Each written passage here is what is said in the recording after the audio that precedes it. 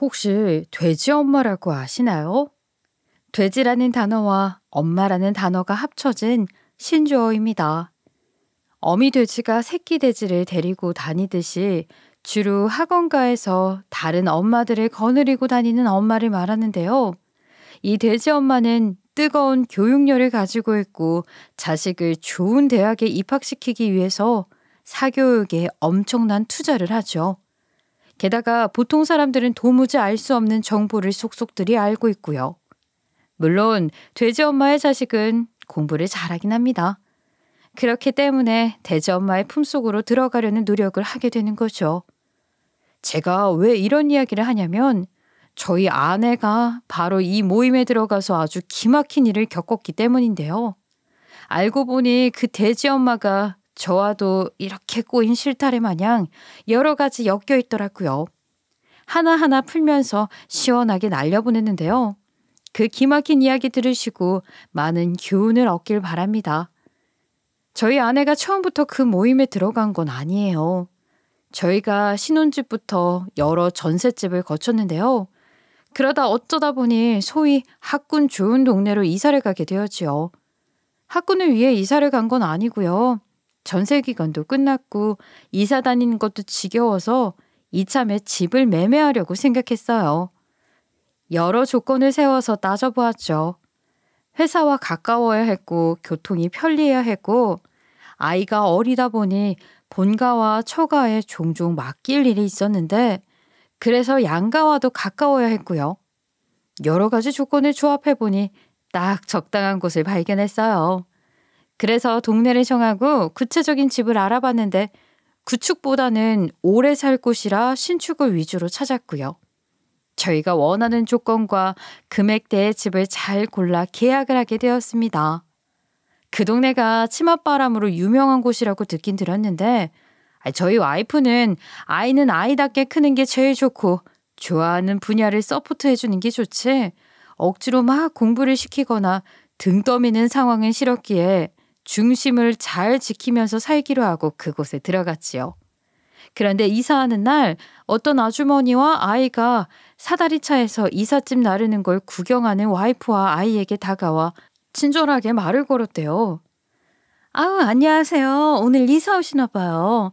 제가 놀이터에서 아이랑 놀아주며 지켜보니까 우리 아이 또래인 것 같은데 혹시 아이 나이가 어떻게 되는지 물어봐도 돼요? 아, 예. 안녕하세요. 저희 애는 올해 7살이에요. 제가 다른 동네에 살다 와서 아는 사람이 하나도 없어서 아예 잘 적응할지 걱정이에요. 어머, 저희 딸이랑 동갑이네요. 친구네, 친구야. 동네 적응하는 거 친구만 한 게 없지요. 아이들끼리 나이도 같고 어차피 같은 학교도 갈 거니 우리 서로 인사하며 지내는 게 어때요? 정보교류와 친목도모 모임도 있는데 간간히 거기에서도 만나고요. 어머, 그래 주심 너무 감사하죠. 안 그래도 저희 애가 이 동네에 친구가 없어서 이사 오기 싫어했거든요. 친구 사귀어주면 좋아할 것 같아요. 얘도 친구 엄청 좋아하는 애거든요. 그럼요. 애들은 친구랑 같이 성장하잖아요. 번호 교환할까요? 저는 508동에 살고 있어요. 정문 앞에 있는 동이에요. 아, 그러시구나. 여기 제 번호예요. 제 이름은 김수미이고요. 아이는 서지원이에요. 만나서 반가워요. 앞으로 잘 부탁드릴게요. 어머, 지원아 반갑다. 저희 딸은 김진서예요. 그럼 저도 잘 부탁드릴게요. 이사하느라 바쁘실 텐데 잘 마무리하시고요. 제가 내일쯤 연락드릴게요. 그 당시에 저희 아이가 이사 가는 걸 매우 반대했어요. 전에 다녔던 유치원 친구들과 유대 관계가 매우 깊었는데 그래서 헤어지는 걸 매우 힘들어 하더라고요. 그 모습을 보니 와이프는 이사 가는 것까지 고민이 된다며 생각이 많아졌고요. 그래도 이사를 해야 하는 것에는 분명한 이유가 있었으니 강행을 했는데 계속 아이 친구 때문에 머릿속이 매우 복잡했거든요. 그런 와중에 그분이 먼저 다가와 말을 걸어주시니 새로운 친구를 사귀면 금방 이 동네에 적응할 거라 생각했다고 해요. 그래서 동네 친구도 사귀어줄 겸 겸사겸사한 생각으로 그 모임에 들어갔다고 합니다. 굉장히 밝으신 분 같더라고. 먼저 다가와서 말을 걸어주셔서 얼마나 감사한지 몰라. 아이도 얼마나 예쁜지 모델 같다니까. 인사도 90도로 하는 거 보면 예의도 바른 것 같아. 좋게 보이더라고. 애들이 동갑이니까 금방 친해지겠지? 우리 지원이가 적응 잘했으면 좋겠다. 그래, 친구 사귀면 금방 적응하지. 애들은 이맘때 친구랑 노는 게 전부잖아. 우리 지원이도 친구는 또 사귀면 된다는 걸 알아야지. 좋은 친구 많이 사귀었으면 좋겠다. 와이프는 전에 살던 동네에서도 아이들끼리도 마음이 잘 맞고 엄마들끼리도 잘 맞는 친구들로 구성된 모임이 있었어요. 전 여기서도 그런 모임이라 생각하고 긍정적으로 봤었는데 세상에 다들 목적을 가지고 만나는 거였더라고요. 애들이 다 모이니 6명 정도인데 이제 7살 되는 애들뿐이거든요. 그런데 영어 유치원을 시작으로 어디 학원, 영재원, 레벨 테스트, 입시 설명회 등 그런 정보만 오갔다고 합니다. 그리고 그 모임을 주도하는 엄마가 바로 이삿날 말 걸어준 진서 엄마였고요. 그 엄마를 돼지 엄마라고 부른다고 하더라고요. 나 기빨려서 정말 너무 힘들더라. 다시는 안 가고 싶어.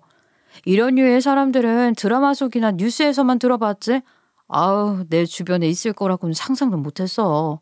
듣고 있으면 내가 마치 우리 애한테 아무것도 안 해주고 있는 느낌도 들어서 괴롭더라고. 이런 모임은 나랑 안 맞는 것 같아. 잘 생각했어. 괜히 감정 소모하면서까지 힘든 모임을 이어갈 필요는 없어. 우리는 우리 소신을 지키면서 우리 애 잘 키우면 돼. 역시 말로만 듣던 학군주는 맞나보다. 이런 일을 벌써 겪어야 되고 말이야. 와이프는 첫날 갔다 와서 기빨려서 다시는 안 갈 거라 그랬는데 놀이터에 오가다가 그 친구들을 계속 마주치게 되었나 봐요. 애들은 금방 친해지잖아요. 우리 애도 그 애들 그날 한 번밖에 안 봤는데 벌써 친해졌는지 만나기만 하면 한겨울에도 땀이 흠뻑 젖을 정도로 잘 놀더래요. 아이가 좋아하니 어쩔 수 없이 계속 만나게 되었고 애들 놀리면서 많은 이야기들을 하게 되었는데 아이 학원도 다녀야 하고 책도 사야 했던 때라 그런 고민을 별 생각 없이 돼지 엄마한테 말했더니 의외로 고급 정보를 많이 얻게 되었다고 해요. 우리 애 아직 수학은 집에서만 가르쳤거든. 본격적으로 공부를 해야 하는데 상담 받아본 학원이 영 별로더라고. 집에 있는 책도 이제 나이가 안 맞아서 더 사야 하는데 뭘 사야 될지 모르겠고. 애들은 요즘 무슨 책 읽어요? 이 동네 학원보다는 옆 동네의 사고력 수학 학원이 좋더라고요. 사고력과 교과서가 같이 나가는데 수학은 연습을 많이 해야 실력이 돼. 진도도 잘 빼주고 틀린 거 꼼꼼히 봐주면서도 애들이 머리를 쓰게 만드는 훈련을 하니까 꽤 도움이 되더라고. 자기도 거기 한번 상담 받아봐. 우리 아파트 정문으로 차가 와서 픽업 안 해줘도 돼. 그리고 우리 애는 학교 다닐 거 대비해서 사회랑 과학책 미리 읽혔어.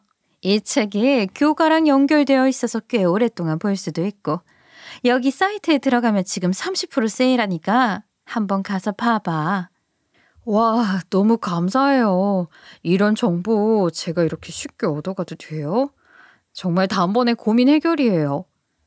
내가 괜히 대지엄마겠어? 다 같이 상부상조하는 거지 뭐. 아이 키우면서 힘들거나 고민되는 거 있으면 나한테 물어봐 자기야. 내가 다 알려줄게. 대신 지원이 잘 키워야 해. 우리 친수랑 친구하려면 지원이도 웬만큼 해야 해? 예, 저도 최선을 다해서 잘 키워볼게요.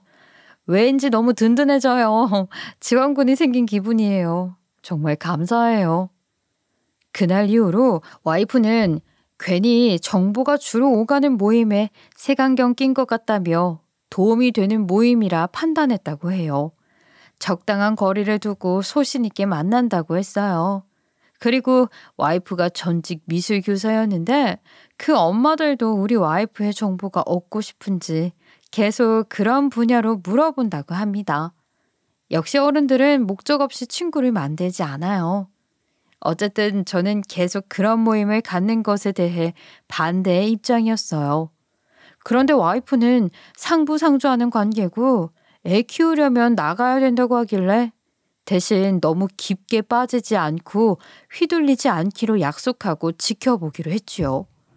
더 이상 말하면 싸울 것 같아서 거기서 말을 그만뒀습니다. 그리고 한동안은 정말 괜찮았어요. 우리 아이가 다니려는 학원 정보, 친구 정보, 발달에 관한 정보까지 손쉽게 얻으니 좋더라고요. 방학이면 그 아이들과 특강도 가고 미술관도 가고 여행도 갔다 오고 좋은 교구 있으면 공동구매도 해서 손쉽게 좋은 걸 얻으니 좋더라고요. 그들은 꽤 많이 친해져서 저 없을 때 저희 집에서도 종종 늦게까지 놀면서 시간을 같이 보냈고요. 아이도 놀면서 많이 친해졌더라고요. 입만 열면 친구들 얘기밖에 안 할 정도로요.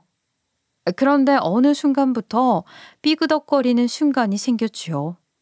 갑자기 카드값이 훅 늘어났고 와이프는 꽤 많은 현금을 요구하는 날이 잦아졌어요. 여보, 이번 달 카드값이 평소에 2배가 나왔던데 알고 있어? 현금도 많이 쓰고 무슨 이유로 돈이 이렇게 필요한 거야? 아, 그거 특강비 냈어. 이번 학기부터 특강 시작하는데 그거 등록한 거고. 현금은 내가 정말 기다린 사고력 수학 학원이 있거든. 한 번에 수업료 6개월치를 모아내면 할인해 준다고 해서 진서 엄마랑 다 같이 한 번에 냈지. 좀 비싸긴 한데 효과가 확실해서 지원이 친구들 다 하기로 했어. 그래도 그렇지. 애 학원비가 뭐 이렇게 비싸. 그리고 우리 지원이 학원 너무 많이 다니는 거 아니야? 지금 학원 다니는 것도 많은데 뭘 더 해. 이 정도면 7살에 충분해. 아니, 되려 넘치지. 애들은 이맘때 노는 게 최고라고. 자기야, 모르는 소리 하지 마. 요즘 7살들은 우리 지원이보다 더 해. 지원이는 정말 알짜만 시키는 편인 거야. 이제 내년이면 학교 가는데 학교 갈 준비해야지. 지원이 친구 중에는 작년에 구구단 나눗셈 다 떼고 분수 소수하는 애가 있더라고. 영어 리딩 레벨은 렉사일 지수가 1000이 넘는 애도 있고 그에 비하면 우리 애는 아주 천천히 가는 거야. 게다가 어느 학원 레벨 테스트 본다고 아니 7살짜리 애를 며칠씩 12시 넘어까지 공부시키기도 하고 저희 애 학원 몇 개 다니는지 세어보니 13개 다니고 있더라고요. 이 정도면 과한 게 아닌가요? 애가 힘들어하잖아. 무슨 학원을 13개씩 다녀? 놀면서 자네 운해가 커가는 거고 놀면서 많이 배우는 거야. 여보, 제발 모르는 소리 좀 하지 마. 이게 다 우리 애 위하는 길이야. 모르면 뒷짐지고 보고만 있어. 지갑 열고 애 망치는 소리 하지 말고. 여러분들도 제 이야기 들으면서 기가 차지요? 네, 저도 그 당시 제 와이프가 미쳤다고 생각했습니다. 아닌 걸 아니라고 말하는 것뿐인데 왜 우리 아이 앞길을 망치려고 그러느냐. 다 제가 몰라서 그러는 거라고 하더라고요. 애도 유치원 갔다가 학원 3-4개씩 도는 게 힘든지 그 하얗던 애 얼굴에 다크서클이 끼고 표정도 어두워졌고요. 저는 제 아이를 지키기 위해서라도 와이프와 싸우면서 말려봤지만 와이프는 전혀 듣질 않더라고요. 네, 단단히 미쳤었어요. 거기에 애 친구 생일 선물로 뭔 명품을 사주는 건지 몇십만 원짜리를 사주고요. 한 번은 그 모임의 돼지 엄마 딸인 진서 아이 생일인데 다른 엄마들이 그 집에 생일 파티를 해주더라고요. 그 집이 뭐 왕입니까? 저희가 잘 보이려고 애를 써야 하는 건가요? 그 여자 없이도 애들 잘 키울 수 있는데 와이프가 무슨 종교인 것 마냥 단단히 빠졌죠. 저 정말 그때 이혼까지도 생각했었습니다. 그러다 매번 엄마들만 애들 데리고 다니니 아빠들 힘이 좀 필요했나 봐요. 이젠 하다하다 부부 동반으로 모임까지 하더라고요. 가기 싫어지더라고요. 이런 기분으로 가고 싶지도 않았고 제 우려일지 모르겠지만 아빠들까지 만나면 뭔가 이 모임이 아빠들까지 만나는 모임까지 될 것 같았어요. 그래서 처음엔 안 간다고 했죠. 여보, 다른 아빠들은 다 오기로 했어. 동네에서 만나는 것도 아니고 펜션 빌려서 하룻밤 같이 놀기로 했는데 당신 안 오면 우리 지원이는 어떡해? 아유, 우리 지원이만 아빠 없이 엄마랑만 놀게 되잖아. 애한테 그런 기분 안 느끼게 해주고 싶어. 그럼 안 가면 되잖아. 왜 굳이 거기를 꾸역꾸역 가려고 해? 우리 지원이 그런 모임에 정보 없이도 잘 키울 수 있어. 왜 그 모임에 그렇게 목을 걸어? 그게 정보 때문만이겠어? 지원이 친구들 다 그 모임에 가 있는데 거기 안 나가면 애는 누구랑 놀라고. 당신은 어떻게 하나만 알고 둘은 몰라? 친구야 다시 사귀면 돼. 학교 가면 새로운 친구 만들 수도 있고. 꼭 그 모임에 안 가더라도 그 애들이랑 놀이터에서 놀게 할 수도 있잖아. 당신은 다각도적인 생각을 못해. 그래서 자꾸 그 모임에 목매게 되는 거라고. 아, 말을 말자. 말을 말아. 오기 싫으면 오지 마. 나 지원이 데리고 거기 갈 거고 아빠 없이도 재밌게 놀다 올 테니까 당신은 그날 집에 혼자서 라면이나 끓여 먹던지 말든지. 다른 아빠들은 얼마나 애 교육에 적극적인데 당신이 그런 거 해준 적이나 있어? 애랑 평소에 재밌게 놀아주기라도 했냐고. 당신만큼 애한테 관심 없는 아빠도 없을 거야. 매번 하지 말라고 방해만 하니 정말 피곤하다 피곤해. 그날 아이가 자다가 저희 싸우는 소리를 들었는지 눈 비비며 나와서 아빠도 같이 갔으면 좋겠다고 하더라고요.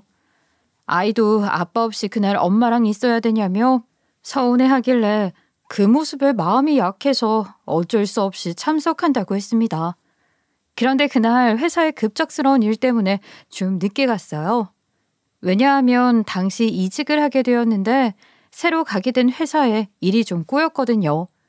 간신히 일이 정리되어서 뒤늦게 모임 장소에 도착했는데 아주 고급 리조트를 통째로 빌렸더라고요. 외관에 감탄하며 들어가고 있는데 전 깜짝 놀랐습니다. 그 모임에서 돼지 엄마라고 불리는 진서 엄마가 내 아내의 뺨을 때린 게 아니겠어요? 짝 하는 소리가 났고 아내의 짧은 비명이 들렸죠. 창문 너머로 그 모습을 보고 이 상황을 말리려고 재빨리 들어갔어요. 그런데 그 뒤에 하는 이야기가 더 웃기더라고요. 여기 외제차 타고 온 사람들만 참석하는 건 몰라요? 저런 차를 타고 왜 꾸역꾸역 여기로 오는 거야?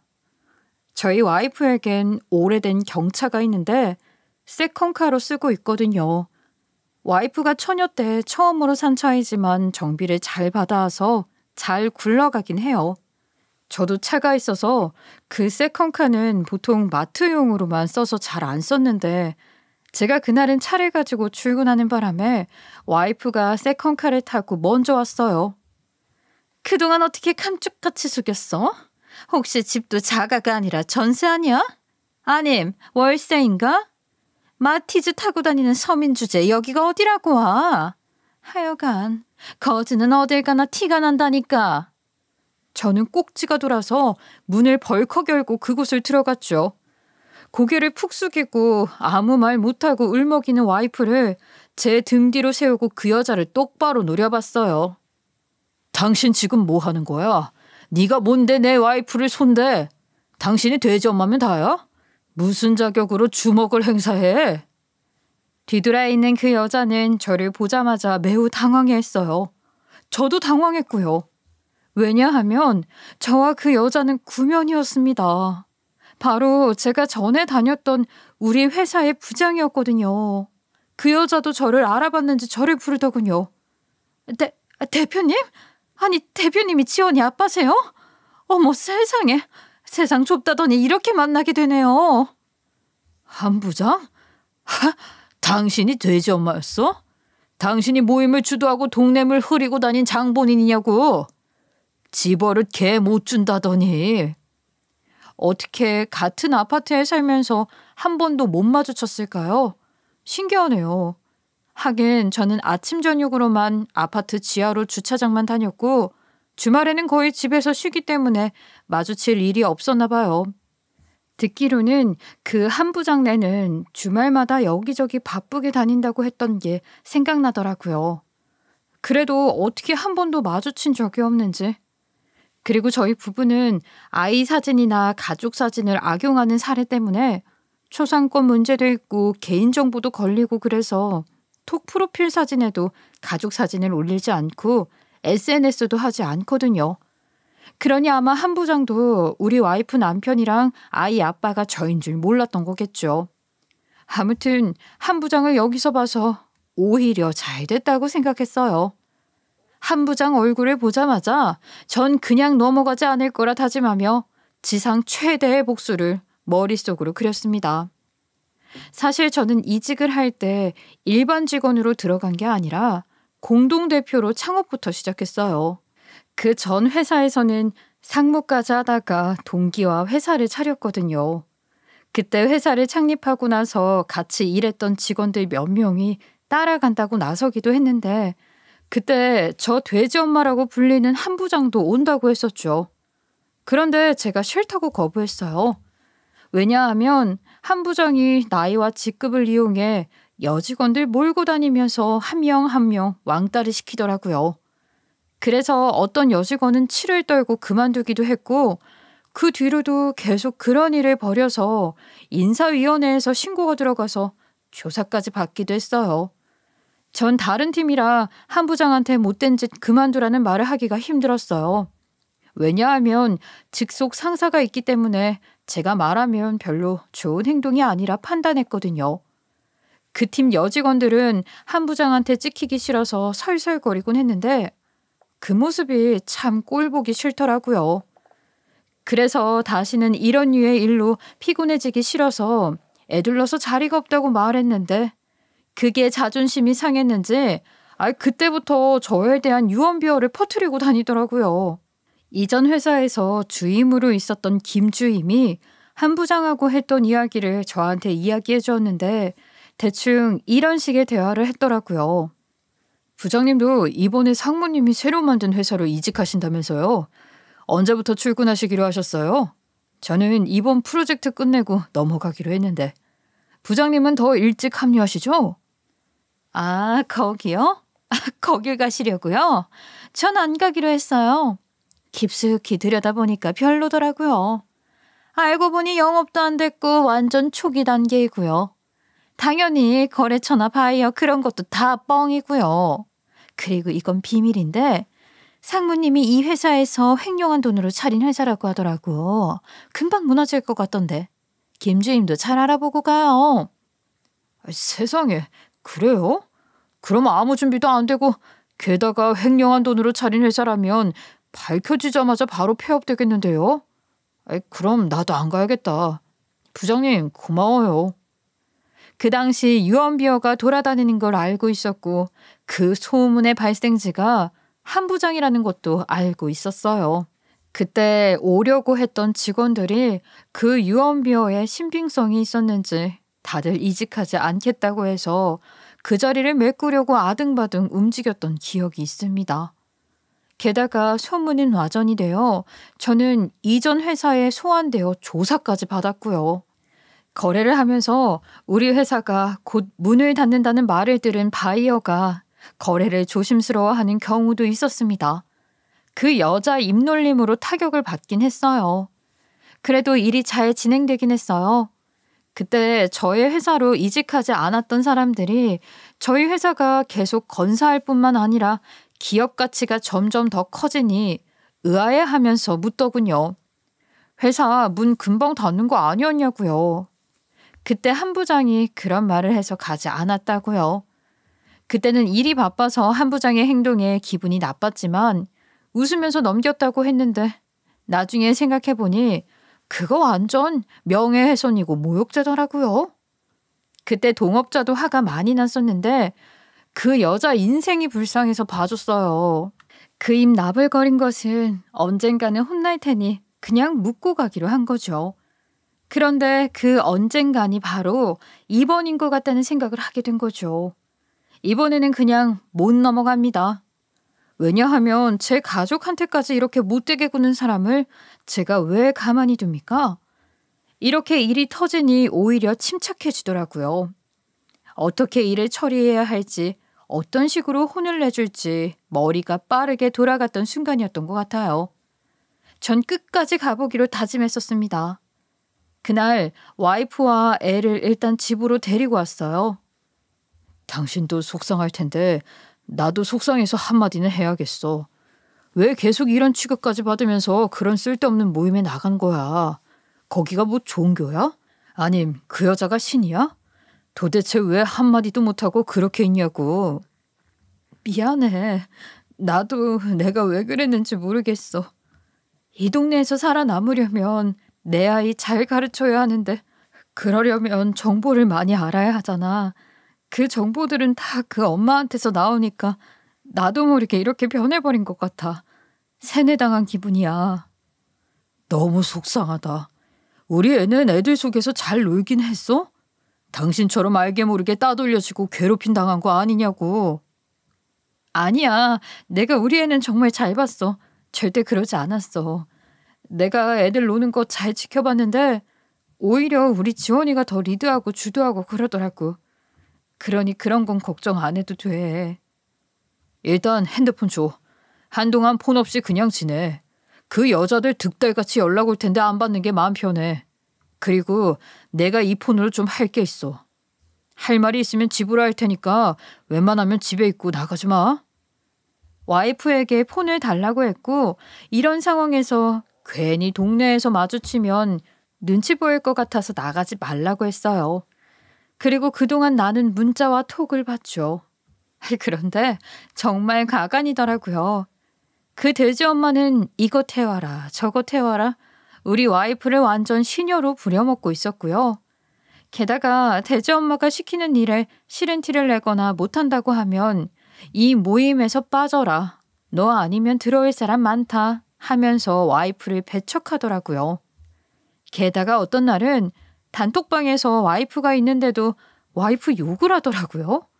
돼지 엄마가 먼저 우리 와이프를 저격하면 다른 엄마들도 한마디씩 거드는 식으로 왕따놀이를 하는 것입니다.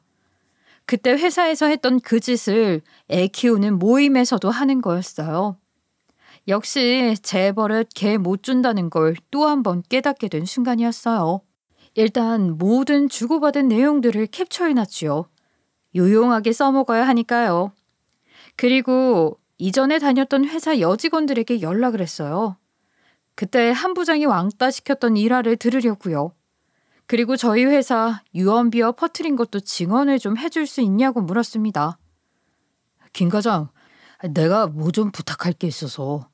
한 부장 얘긴데 한 부장이 왕따 조장했던 예 그리고 우리 회사 유언비어 퍼뜨린 것도 내가 그때는 그냥 넘어갔는데 이제는 그냥 못 넘어가겠더라고. 우리 와이프도 연관되어 있어서 혹시 그때 상황 증언이나 증거가 있으면 부탁해도 될까? 대표님, 제가 그때 한 부장님 대응하시라고 말씀드렸잖아요. 그때 응징을 하지 않으니까 그 여자가 계속 이렇게 일을 만드는 겁니다. 제가 그때 한 부장님과 나눴던 메시지들 모아놓은 파일이 있어요. 그거면 아마 충분한 증거가 될 것 같고요. 그때 왕따 당하고 회사 그만둔 여직원은 정신과 치료도 다녔더라고요. 제가 전화번호 드릴 테니까 한번 연락해 보세요. 당시 같은 회사에 다녔던 김 과장은 거기에 그치지 않고 다른 직원들에게도 증언을 부탁했더라고요. 그래서 일단 증거와 증인들을 모을 수 있었어요. 그리고 저는 한 과장이 따돌렸던 그 여직원을 찾았죠. 지금은 회복해서 다른 회사에서 일을 하고 있더라고요.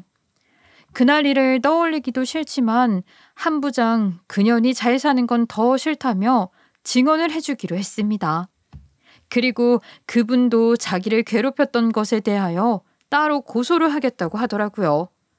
이제 회사 일들은 정리가 되었고 동네 일들 처리하려고 했지요. 그 단톡방에 있는 사람들 중 돼지 엄마 빼고 모두를 만났어요.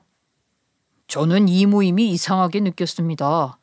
왜 다들 진서 엄마 말에는 껌뻑 죽는지 이해가 되지 않았고요.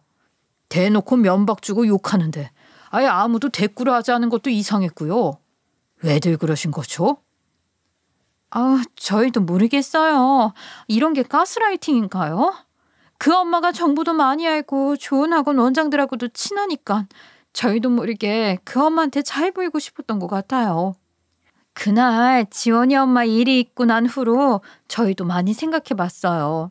이건 분명히 잘못된 건 맞아요. 그래서 거리를 두려고 했던 참이에요. 저는 거리를 두는 것 가지고는 안 되겠습니다. 그 여자는 저희 와이프한테 손을 올렸다고요. 사람들이 다 보는 자리에서 모욕을 줬습니다. 이건 엄연히 법을 어긴 거고요. 저는 폭행죄와 모욕죄로 고소할 생각입니다. 증언 부탁드리려고 만나자고 한 거예요. 어머, 고소요? 같은 동네 살면서 고소는 좀 과하지 않으세요? 그래도 매일 얼굴 볼 사이인데 애들끼리도 친구이고요. 고소는 좀 너무 과하죠. 뭘 이런 걸로 고소까지 하고 그래요? 동네 시끄러워서요. 집값 떨어지고요. 그냥 사과받고 넘어가세요. 폭행에 모욕까지 당했는데 가만히 있으면 그게 등신이죠. 저는 고소를 할 거고요. 그날 다 같이 있으셨는데 내키지 않으시면 증언하지 않으셔도 됩니다. 하지만 저를 말리고 저희를 비난하고 고소를 방해할 생각이라면 진서 엄마와 같은 뜻을 가진 걸로 알고 방관죄로 고소하겠습니다. 아니, 제가 말리는 게 아니고요. 제 생각을 말한 거예요. 네, 화가 나시면 고소해야죠. 진서 엄마가 뭐 보통 사람인가요? 그래야 정신을 차릴 겁니다. 증언 필요하면 제가 도와드릴게요. 저 그때 딱 보고 있었어요. 평소에도 얼마나 괴롭혔다고요. 그리고 다들 한 차례씩 그 진서 엄마와 함께 저희 와이프를 모욕하셨는데요. 다 같이 사과를 해주셔야겠어요. 그래야 지금 여기 계신 분들께 저희 와이프의 마음이 풀릴 것 같네요. 그럼요. 그래야지요. 저희가 이제 진서 엄마랑은 의조를 할 거고요. 지연이 엄마 만나서 저희가 사과할게요. 지연이 아빠께도 심려를 끼쳐드려 죄송합니다. 그날 동네 아줌마들을 보니까 화가 치밀어 올랐고 강하게 말하니까 처음엔 쭈뼛쭈뼛했던 엄마들도 저의 뜻에 동의해 주었어요. 이렇게 돼지 엄마 수족들을 잘라낼 수 있었습니다. 얼마 뒤 동네 아줌마들은 와이프한테 사과했다고 해요.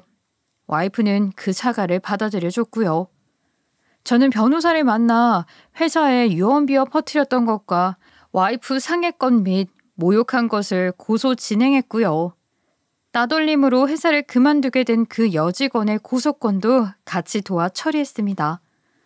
고소를 진행하면서 그 여자 남편을 마주치게 되었는데요. 처음엔 고소를 취하해달라고 빌러온 줄 알았는데 알고 보니 그 여자 코를 납작하게 해달라며 오히려 더 저를 응원하더라고요. 고소 정말 잘하셨습니다. 그 여자 제 와이프이긴 하지만 정말 사람 아니에요. 악질이에요. 어쩌다가 제가 그런 여자랑 결혼하게 되어 제 인생 망치고 있는지 모르겠는데요. 아픈 저희 엄마를 저희 가족 몰래 요양원에 보내기도 했고요. 저희 엄마 집 팔아서 재산 빼돌린 사람이에요, 그 사람.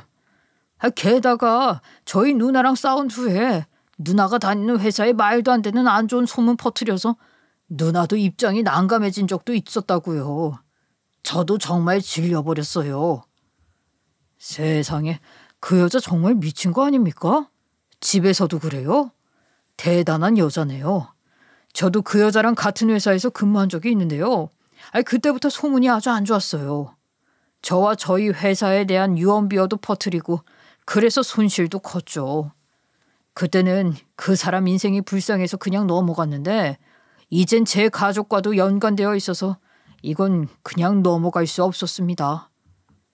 마음에 안 들면 거짓말을 해서라도 상대를 무너뜨리는 사람이에요. 무슨 일이든 자기 마음에 들게 하기 위해 수단과 방법을 가리지 않는 사람이라고요. 소송 도중에 문제가 생길 수도 있어요. 그래도 꼭 이기길 바랄게요. 저도 더 이상 그 여자랑 못 살겠어서 이혼하자 그랬는데 지금은 본인이 능력도 없고 애 핑계대며 안 한다고 하더라고요. 그래서 저도 소송 중입니다. 그러니 제발 그 여자 봐주지 마시고 꼭 처벌받게 해주세요. 그게 남은 가족을 위한 겁니다. 우리 애를 그런 사람 밑에서 자라게 할 수는 없어요. 예, 알겠습니다. 진서가 어떻게 그렇게 올바르게 커나 했는데 아버지가 잘 키우셨나 보네요. 전 끝까지 갈 거고요. 처벌을 꼭 받아낼 것입니다. 진서는 좀 마음이 안 좋을 수는 있겠네요. 잘 다독여 주세요. 그 여자는 한꺼번에 여러 소송을 당하게 되었더라고요. 남편한테서는 이혼 소송을, 저에게서는 유언비어 유포죄와 와이프 상해 및 모욕죄로, 그리고 이전 회사 여직원한테서는 명예훼손 소송을 당하게 되었지요. 이게 다 한 사람이 저지른 죄입니다. 죄목도 가지가지 아닙니까? 어떻게 사람이 이렇게 많은 죄를 짓고 살 수 있을까요? 가족들도 참고 사는 것이 정말 맘 같아서는 어머니 요양원 보낸 것과 집을 몰래 팔아 자기 재산으로 만든 것을 법적으로 책임을 묻게 고소하고 싶다고 하더라고요. 가족까지 버린 여자를 제가 용서해 줄 필요는 없지요. 모두들 합심해 최선을 다해 소송을 진행했고요. 중간중간 서로 연락하며 현재 상황을 공유하기도 했습니다. 소송은 좀 길었어요. 시간이 좀 지난 이야기라 증명하기 힘든 부분도 있어서 힘들었던 순간도 있었습니다. 하지만 모두 진실된 마음으로 싸우니 통했어요. 그리고 당연히 승소했습니다. 그 여자는 모든 소송에서 패했어요. 좀 반성하는 표정을 보긴 했는데 그게 과연 진심일까요? 그 돼지 엄마는 이혼 소송까지 져서 이혼을 하게 되었고요. 저와 제 회사에 대한 유언비어를 퍼뜨린 부분이 인정되어 그 죄값도 받게 되었지요. 그리고 당연히 제 와이프를 가한 것과 모욕적인 발언을 한 것에 대해서도 승소해서 그에 대한 책임을 지라는 결정이 났고요. 예전 직장에서 따돌렸던 여직원에게도 혐의가 인정되어 벌을 받게 되었어요. 물론 그 여자가 저희에게 죄를 짓고 벌을 받는 건 당연한 것이지만 피해 입은 모든 것들이 벌을 받게 된다고 해서 한순간에 잊고 살 만큼 시원해지진 않더라고요. 일단 죄값에 대한 벌을 받게 되어서 다행이다 하는 기분이었습니다. 그 돼지 엄마는 이혼을 당했고 양육권은 당연히 아빠에게로 돌아갔는데 남편과 남남이 되었으니 돼지 엄마는 살던 아파트에서 짐을 빼고 나가게 되었어요. 아이는 그대로 살고요. 집을 나가는 그날도 아주 가관이었대요. 그 여자가 나가는 날 어쩌다 보니 놀이터에서 그 멤버 애들이 다 모여 있었대요. 그곳을 제 발로 찾아왔다네요. 다들 아주 통쾌하겠어. 나 이렇게 만들고 자식들 교육 잘 시킬 수 있을 것 같아? 내 정보 없으면 다들 아쉽잖아. 안 그래? 곧 제2학원 레벨 테스트 하는데 거기 소개 없이는 레벨 테스트도 못 보는 거 알지? 내가 보게 해줄 테니까 하고 싶은 사람들 손 들어. 진서 엄마, 그만해. 사람이 왜 이렇게 추해? 우리가 그동안 몰라서 당했는데 학원 소개시켜주고 원장한테 리베이트 받은 거 다 알아. 그리고 지금 말한 제2학원 최근에 사건 나서 몰락 중인 걸로 아는데 우리한테 그런 곳을 소개한다고? 거기에서는 얼마나 받기로 했어? 그리고 저번에 학원비 선불로 내면 저렴하게 해준다는 거 계산이 아주 잘못됐더만. 3% 할인이 아니라 15% 할인인데 그걸 속였어? 대단하다, 대단해. 그래, 내가 그 돈 돌려받지 않고 그냥 줄 테니까 그 돈 보태서 위자료 내. 위자료 줄 곳이 많다며. 이 천하의 쓰레기 같은 여자야. 뭐라고? 이 여자들이 지금 뭐라고 하는 거야? 야, 니네 애들이 우리 애보다 공부 잘해? 나보다 잘났어? 그까짓 것 가지고 지금 이러는 거야? 야, 니들이 뭔데 나한테 이렇게 말해, 어? 그 여자는 돼지 엄마도 아니고 그냥 나쁜 X였어요. 사람들을 교묘히 잘 이용해 자기가 원하는 것을 갖는 사람이었죠. 고래고래 소리를 지르며 자기 잘못은 인정 안 하고 유치한 말들로 자기 합리화를 했다는데요. 그때 누군가가 돼지 엄마한테 다가왔죠. 바로 그 여자의 아이였대요. 엄마, 왜 그래? 그만해. 엄마 너무 창피해. 왜 내 친구들 엄마한테 못되게 굴어? 엄마, 유치원에서 거짓말하거나 친구를 속이면 안 된다고 배웠어.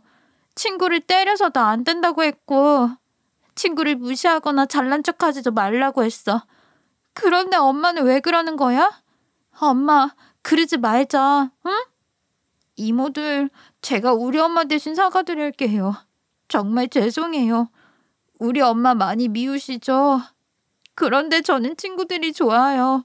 그러니까 저까지 미워하지 말아주세요. 네? 아이는 그 말을 하면서 펑펑 울었다더라고요. 친구들 엄마에게 자기 엄마를 대신해 사과하는 7살짜리 아이가 엄마보다 낫죠. 친구들과 앞으로도 사이좋게 지내고 싶다며 자기는 미워하지 말라고 말을 듣고 저도 참 안타까웠어요. 애가 그동안 집에서도 얼마나 많은 일이 있었는지 애늙은이가 된 것 같았거든요. 애는 애답게 살아야 하는데 참 안타까운 마음이 들었어요. 돼지 엄마는 자기 딸이 팩트 폭격을 날리니 그때서야 조용해졌대요. 7살짜리 자기 애보다도 경솔한 행동을 보이는 본인이 얼마나 부끄러웠을까요? 자기 아이보다 인간이 덜 되었다는 걸 보여준 거잖아요. 본인 애 앞이니 얼마나 더 창피했을 거예요. 그 기분을 오래오래 기억했으면 합니다. 다른 복수보다도 자기 아이한테 그런 소리를 듣는 게 돼지 엄마는 더 힘들 테니까요. 자기는 미워하지 말라는 말이 와이프는 많이 신경이 쓰였나 봐요. 가뜩이나 엄마랑 아빠랑 이혼해서 같이 살지도 않을 뿐더러 엄마가 싸우는 모습을 보았고 거기에 엄마가 일방적으로 잘못하고 있다는 것을 직관했으니 얼마나 충격이었을까요? 그래서 와이프는 그 집 애를 저희 집에 초대해서 저희 아이와 잘 놀게 해주고 유치원 끝나고 키즈 카페도 가며 시간을 보냈다고 해요. 아이들은 정말 천진난만하게 잘 놀았대요. 정말 다행이죠. 그래서 그런지 며칠 후 저희 와이프 핸드폰으로 돼지 엄마가 전화가 왔다고 하더라고요. 잠깐 보자고요. 아이는 아이고 엄마는 엄마이니 상대하기 싫다고 끊으니 집으로 찾아왔는데 저희 애가 좋아하는 캐릭터 장난감이랑 과일 바구니를 들고 와서는 정중하게 사과를 했어요. 치연 엄마, 미안해. 내가 그동안 너무 경솔했어. 내가 너무 내 생각만 했던 것 같아. 어떠한 말로도 내 사과가 부족하겠지만 그래도 내 진심은 전하고 싶어. 그리고 무엇보다 고마운 건 이런 일 있고도 우리 애 잘 챙겨줘서 고마워. 정말이야. 죄 지은 것은 벌로 받으셨고 사과를 하시니 받아들일게요. 하지만 전처럼 진서 엄마랑은 어울리지 못할 것 같아요. 그리고 진서는 엄마 안 닮아서 그런지 배려심도 많고 똑똑하더라고요. 그래서 편견 가지지 않고 보려고요. 그거면 됐어. 정말이야. 정말 너무 고마워. 내가 다른 사람은 몰라도 지원이 엄마한테는 꼭 사과하고 싶었어. 정말 미안했고 고마워. 지원이 아빠한테도 정말 죄송했다고 전해줘. 내가 이번에 느낀 게 참 많아. 이제야 조금 사람 된 것 같아. 그 교훈 잊지 마시고 사셨으면 좋겠네요. 진서를 위해서라도요. 애가 엄마 걱정을 얼마나 하는데요. 진서를 위해서라도 좋은 사람이 되도록 노력해 보세요. 내가 진서를 위해서라도 이러면 안 되지. 미안하고 고마워. 오늘 이렇게 만나준 것도 고맙고. 그럼 이제 가볼게. 거짓과 욕망 덩어리의 끝은 결국 파멸이라는 걸 깨닫게 된 사건이었어요. 그날 이후로 그 여자는 동네에서 다신 보지 못했고요. 와이프는 다시 조용히 살게 되었어요. 그때 많은 교훈을 느꼈는지 누구의 말에 흔들리지 않고 자기 주관대로 아이를 교육했고요. 아이는 아이답게 잘 키우고 있습니다. 다시 가정의 평화가 찾아왔어요. 애들끼리는 여전히 잘 지내더라고요. 어른들 얘기를 몰랐으면 더 좋았을 텐데 진서가 엄마의 일에 주눅이 들었더라고요.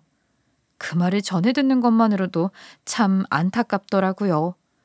그런데 다행히 다들 아이 키우는 사람이라 그런지 다른 엄마들도 손 걷어붙이고 아이들 잘 놀게 엮어주고 했나 봐요. 그런 얘기 들으니까 또 흐뭇하더라고요. 여러분들도 같은 마음이라 생각합니다. 왜 이런 일이 우리한테 일어났을까 생각이 들었는데요. 생각해보니 본격적인 교육을 시작하기 전이고 학교도 사회도 아닌 동네 아이 친구 엄마라는 특수한 관계를 맺는 과정이라 이때 이런 일을 겪은 게 참 다행이라 생각했어요. 만약에 정말 필요한 시기에 부모가 가치관이 흔들리고 사람들한테 휘둘리다 보면 아이 인생을 망칠 수도 있잖아요. 많은 교훈을 느끼기에 적절한 시기였다는 생각이 들었지요. 왜 모든 일은 지나고 나면 그 해답을 알게 되는 걸까요? 그래도 지금이라도 알아서 다행이라 생각하게 되었답니다. 앞으로 더 잘 살면 되니까요. 제 이야기는 여기까지이고요. 나다운 생각과 나다운 행동으로 흔들리지 않는 삶을 사시길 바라며 제 이야기 들어주셔서 감사합니다.